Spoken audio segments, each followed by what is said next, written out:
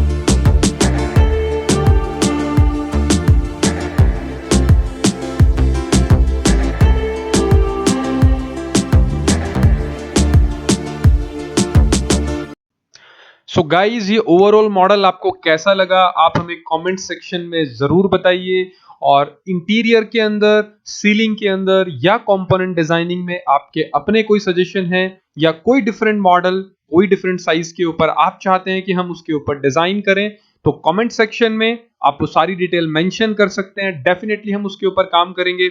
और हमारा काम आपको कैसा लग रहा है आप जरूर हमें सपोर्ट भी कर सकते हैं, लिंक डिस्क्रिप्शन में है।